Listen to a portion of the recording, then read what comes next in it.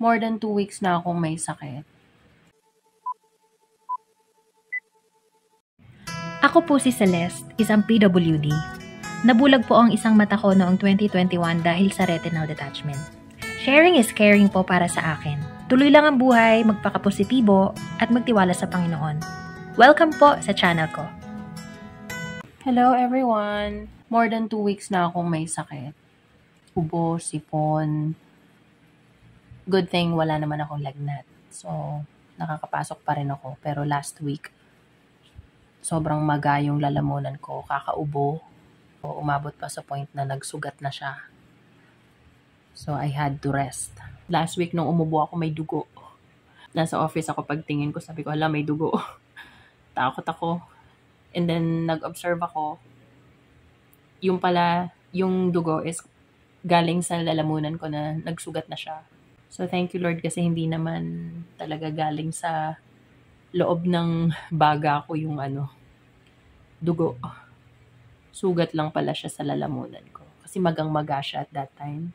Nagpa-check up ako sa internal medicine. Binigyan ako, niresetahan ako ng antibiotic for 7 days. Natapos na kahapon yun. Pang 7 na antibiotic ko. Tapos niresetahan din ako ng yung pang tunaw ng plema kasi matigas yung plema ko eh. Bago ko nag-antibiotic, grabe. Ang tawag dito, yung matigas yung plema na halos ayaw lumabas. Tapos color yellow-green. Alam mo yung point na sa sobrang tigas ng ubo ko, natatakot ako, nagwa-worry ako na baka pag ubo ko, sobrang tigas, lumuwa yung mata ko. 'Di ba nga, isa na lang yung mata ko. So I was worried about the retina of the remaining eye. Sabi ko, Diyos ko Lord, wag naman sanang lumuha yung mata ko, mapunit yung retina ko. You know, yun naman talaga ang worry ko. Nung nag-consult ako sa doctor, sabi niya, wag daw akong masyadong umubo ng bongga kasi nga, syempre, iniingatan namin yung mata. But thank God, okay naman ako. I'm getting better. Although, I don't know if you can hear it, nasal pa rin yung voice ko. Pero nakakapagtrabaho ako. According sa news, walking pneumonia daw kasi. Yun nga, yung tao is may iniinda na ubo, may sipon, but then can still walk. Meaning, you can still go to work, you can still do your job. Pero yun nga, you're not really well. Kasi nga, may ubo ka, may sipon ka, may sore throat ka. So, yun, beware of that. Magpa-check up po tayo kung kinakailangan. Mahirap magkasakit. Keep yourselves healthy. Hydrate yourself. Uminom ka ng maraming tubig, kumain ka ng tama, and most importantly, have enough rest. Matulog ka, magpahinga ka.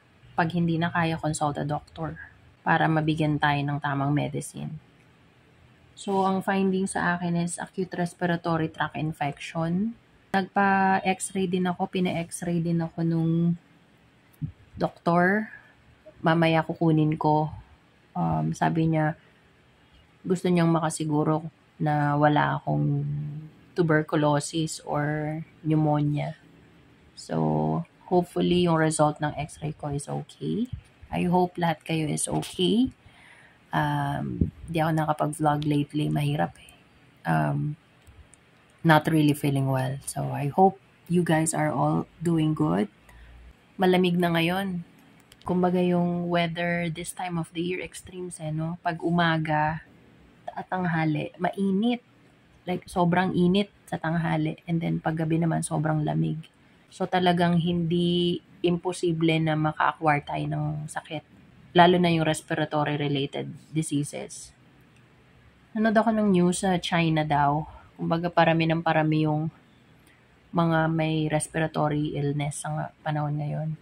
Sabi naman nila, it's because of the season. So, winter season din sa kanila ngayon. Kaya marami din yung may ubo, may sipon. So, ingat po tayong lahat. I hope hindi natin pinababayaan yung mga sarili natin. Health is wealth. Sobrang napatunayan ko yan. Baliwala lahat ng achievements ng tao pag may sakit na, may karamdaman na hindi mo na ma-enjoy din, di ba? Kumbaga sabi nga, aanhin pa ang damo kung patay na ang kabayo. So, let us all prioritize our health over anything else. But of course, yung spiritual health natin mas pagtuunan natin ng pansin. Let us pray. Yung ating mga quiet time, devotion, wag nating kakalimutan. Whatever it is that we are going through, alam ko iba-iba ang battle natin eh. Iba-iba talaga. Let us all lift them up to God. Only God can save us and can help us. I thank the Lord for all the provision, yung makabili ako ng gamot and makapagpahinga. Pero I'm back to work na naman. Mahirap lang din talaga kasi nagtatawag ako eh. So, medyo nahihirapan akong magsalita. Lalo na last week, ang sakit ng lalamunan ko. So, ayan, ingat tayong lahat. Prioritize your health more than anything else. Keep safe and God bless everyone. Thank you. Bye.